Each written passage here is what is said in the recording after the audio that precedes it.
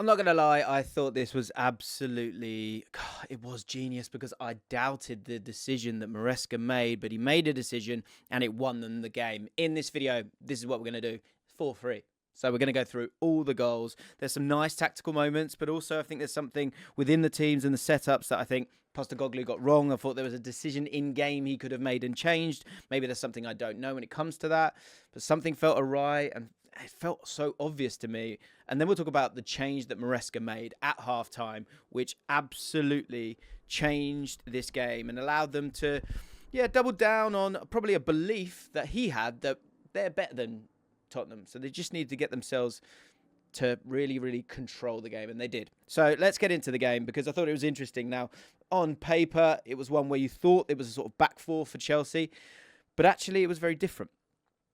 Caicedo was often stepping in here, and we kind of saw this in the Villa game, and it was a back three, really. And then you had a bit of an elbow midfield where you had that double pivot, but then Fernandes just off to him here, and Palmer kind of working in these waters, happy to step into that central attacking midfield, position at different times. But because, as you do with the Maresca side, you have the width of Sancho and Neto, or whoever those two wingers are, there'll always be those half spaces. And it was these half spaces that they got so much joy throughout the game. And we'll come back to this because having these three was something that was really, really interesting. But at the same time, there was one weakness that Tottenham were exploiting, and it was something that Maresca wanted to get rid of to allow for that little bit more control. Let's go through their goals because obviously Tottenham scored 3 goals in this game. They can't be losing games when you score 3 goals.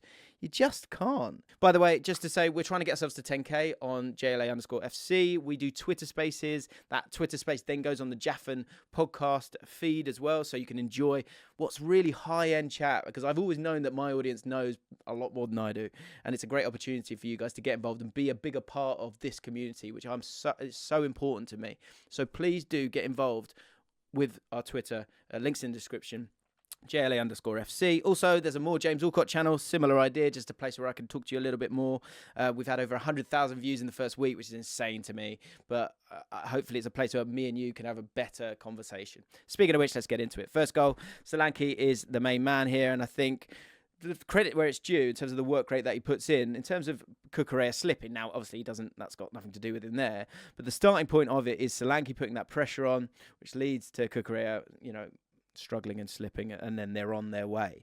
But as we move on in terms of him and this goal, the one thing I did want to focus on was the movement of him, because I thought it was really, really good in terms of connection with Brennan Johnson, in terms of when the cross comes in and when you make your movement and how you can kind of control that situation. And he did that by sort of peeling off to behind Levi Colwill, but also he had to be absolutely spot on when he made that dart back across. And I thought he did it absolutely fantastically, did exactly that, made that movement, got the finish on target as well, but timed it really, really well with Brennan Johnson. So great start for Tottenham, all looking good.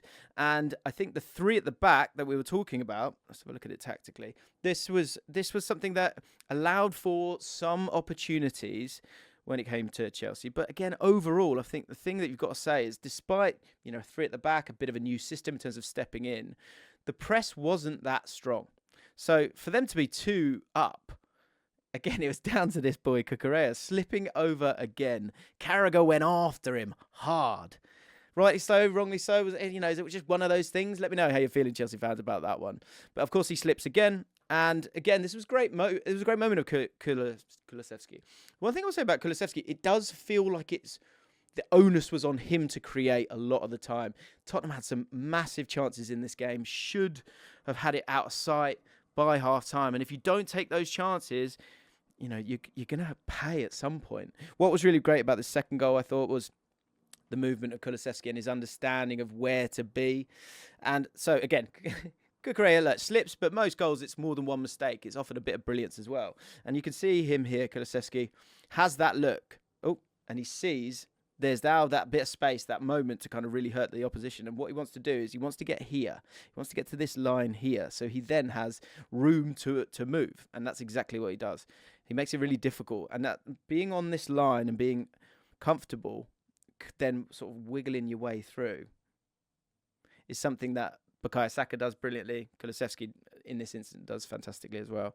And as we move it on, you see he does. He gets into that position there in that little half space between these two lines, and it's, you know, Cucurella at this point is all at sea, and you've got a good run. You've got a good forward runners here, but Kulusevski's on his way, knows what he's going to do. He gets on the ball, and then he starts to make his way. Let's give it a little wiggle once more. I mean, it doesn't do that much. I think, look, it's one of those ones that Chelsea fans will probably be annoyed about the goal, but I think it's one where you're a little bit unlucky at the same time. And actually, we've got to give some credit to Kulusevski as well. We've done a whole video about how he is he is the most unique player in the Premier League, in my opinion. And he's having an amazing season.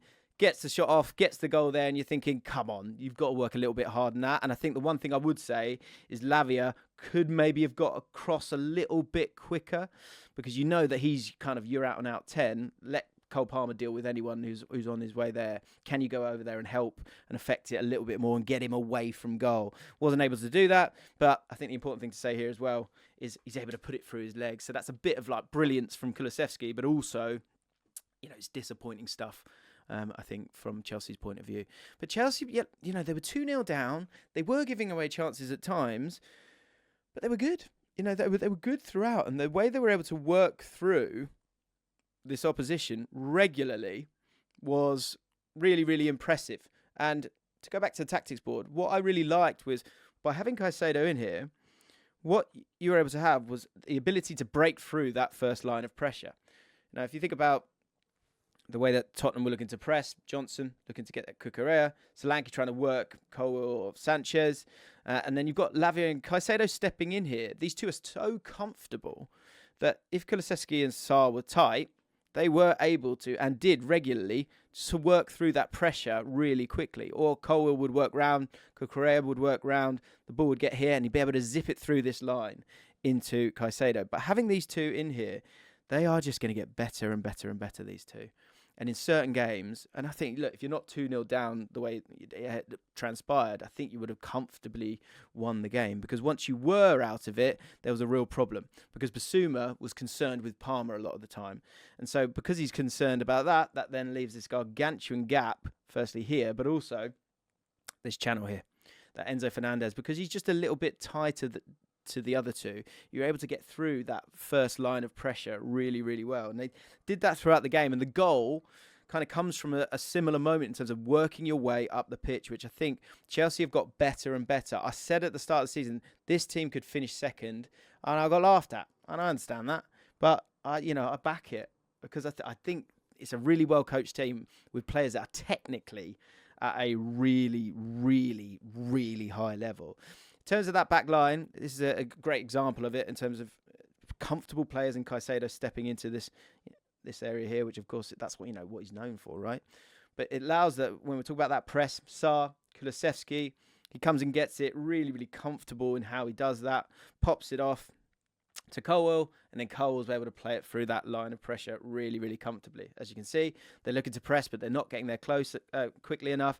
And Sarr, all of a sudden, is kind of redundant. Kulusevski is getting completely taken out of the game, and it was really, really easy. And this happened time and time again. To go back to what we were saying there, you can really see the line there, that those two, then you've got that little elbow there. You've got Palmer here, Basuma dealing with him, and then this just gargantuan amount of space. And also, by having that winger high and wide, you've got your pass there as well. And this happened so many times. And Enzo Fernandez has huge credit because he's really making this role his own. Also got someone like Jackson who's going to keep stretching that back line as well. So once again, it leads this massive, massive, massive, massive, massive area of space, and also kind of a nice little line for someone like Sancho to step into. More on that in a second.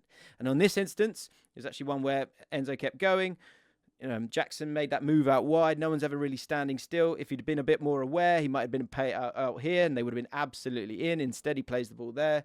But he did underlapping runs. He did overlapping runs. He did absolutely everything. But it wasn't constant ease with this new setup. There was one problem. The pressing trigger. The pressing trigger was Badiashile, really clearly. And also, I think when you're thinking about a weakness within this Chelsea team, Sanchez as well. If you've got Sanchez and Badiashile, who's a left-footed player, then you're going to have moments like this. There'll be good moments, but there'll be bad moments as well. So one is this, where the pass has been played to him, and then he's just first time tried to sort of kick it. Like, the body shape's wrong. He's not comfortable. He's playing it first time because he's nervous. He's using his left foot instead of his right foot, instead of taking a touch and just playing it inside. He was really, really awkward on that right-hand side.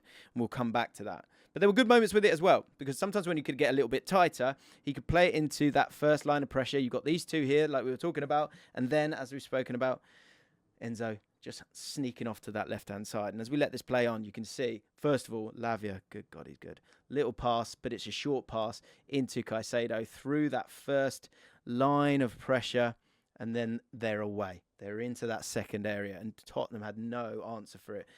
Basuma struggling, all at sea. So much space for Enzo.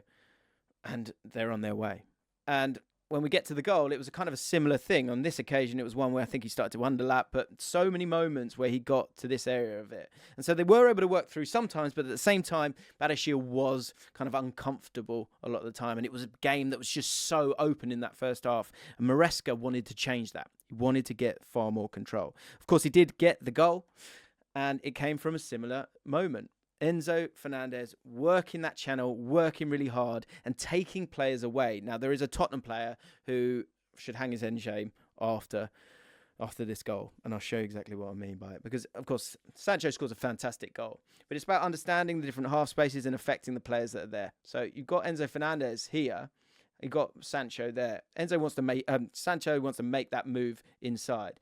And that's why this run deserves so much credit, because it takes this player away and it creates so much space for Sancho. As you can see, the defender taken away by Enzo Fernandez. It leaves that lovely space right here for him to drive into. And look, it's a great, great goal. Cracking goal. But that space isn't created if Enzo doesn't make that run.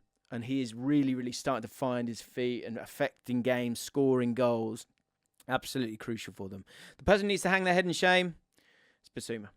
That is an absolute disgrace. Let me show you a different angle of it. That makes it look even worse in terms of the idea of get across and make a block.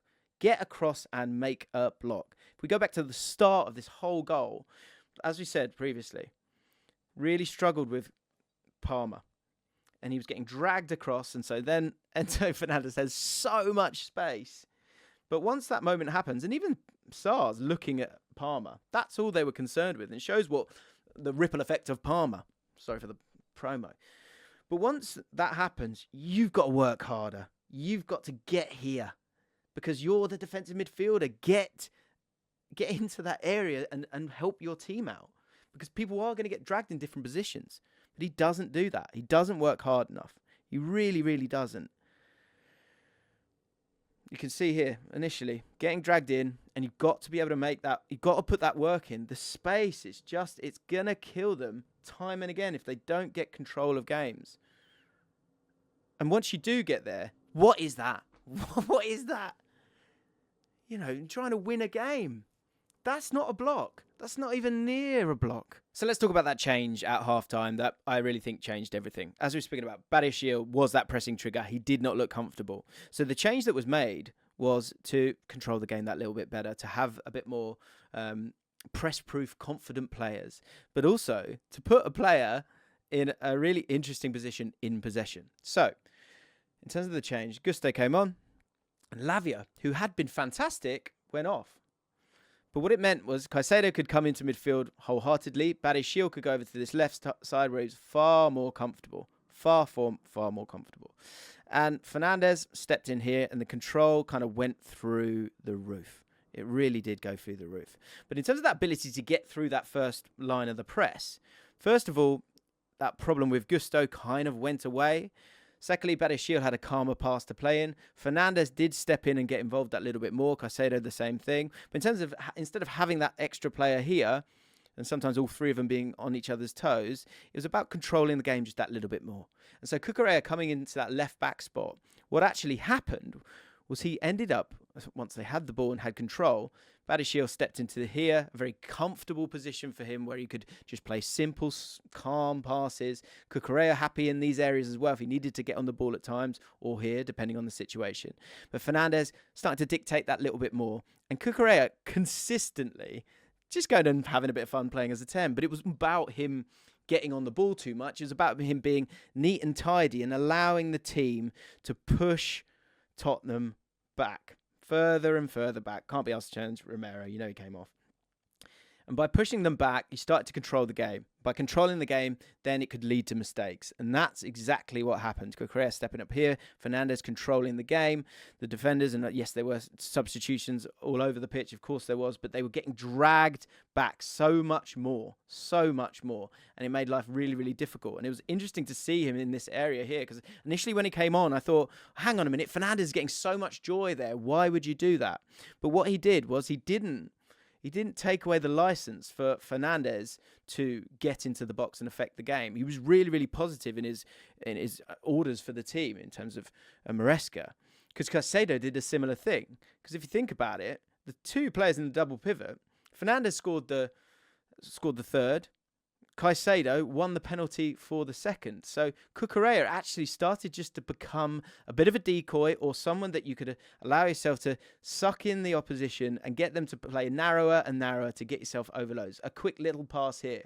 Whereas previously Cucurella would have been here. And so that sort of pass along, it was slightly more of a dead end. So Chelsea slowly started, in my opinion, to suffocate this Tottenham side, and it absolutely paid dividends. And it was about control. It was one of those games where it was about control. And that's why one thing I can't get my head around, tell me what you think, Tottenham fans, why was Maddison not involved? Why did they not go, we're going to keep the ball, we're at home, we're going to take the initiative, why don't you come and get it off us? And have someone like Maddison on the pitch. And you can keep Sarr on. Maybe probably needed to keep Basuma on, so you might have had to take Sarr on, so you didn't want to lose those legs. But you had no control, and you were so easily bypassed in that first moment of build-up, as we've spoken about, that it just didn't work. And I felt like you really, really needed him on the pitch.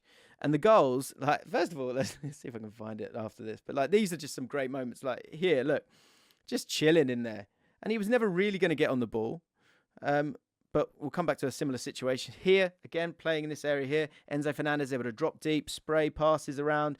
And there was no problem with the press. They weren't afraid of the press. But what you did need to do is suck other players into position. So essentially, it was a little bit of a decoy. You were never expecting him to score a goal, though. He was getting in positions that he might have done it. And that would have been a, rags to riches story. And for the goals, great examples of everything we've just spoken about. First of all, Caicedo, you don't have to sit back. It's not about us just being a double pivot and sitting there. Go, be positive. That's exactly what he did.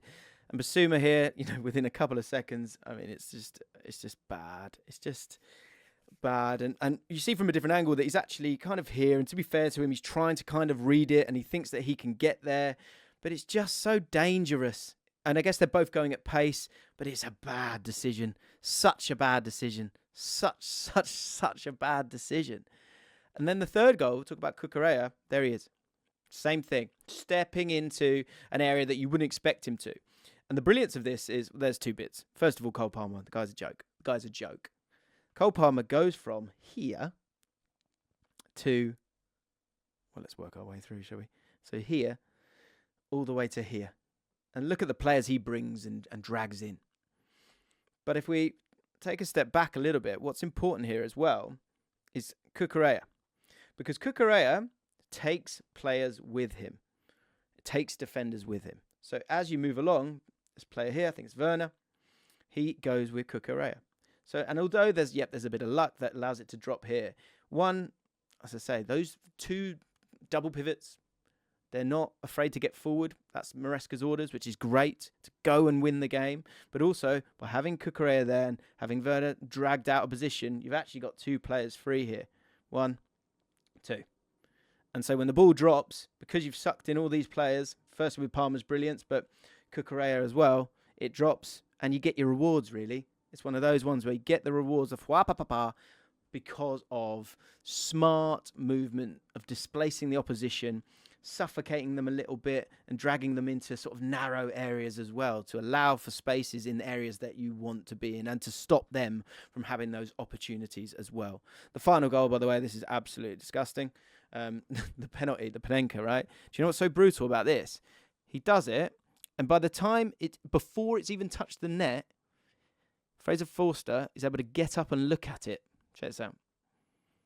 That's brutal. That's tough. That's a tough watch. He's literally watching the ball go in. Madness. Crazy. Cole Palmer is a joke. Final goal for Tottenham. Kind of goes back to that point of Maddison and why was he not involved. You bring him on and he dictates games. He can create chances. And this is kind of what I don't understand with Postecoglou, is that this is your philosophy, isn't it? To go and win and be assertive. So I found it odd that you wouldn't get Maddison in there because you're worried about maybe legs or something. When he comes on, yes, it's the last minute, but to go from here to here and to pick out the pass, it's a quality that allows you to control the game that little bit more. So I thought Maresca won this one big time. Look, injuries and difficulties, I get that. But he made the right decision and not the obvious decision, and it gave Chelsea the victory here. And for Tottenham, I think Postecoglou, I don't know why Maddison didn't play. Let me know if I've got something wrong here. Also, on the More James Allcott channel, we've got a whole video talking about Tottenham fans and the sort of the feeling around the club and the ownership and things like that. Go check that out if you get a chance. There's a video on Kulusevski, and we've got a video on how good Maresca is if you want a little bit more detail. It's all there for you. Enjoy.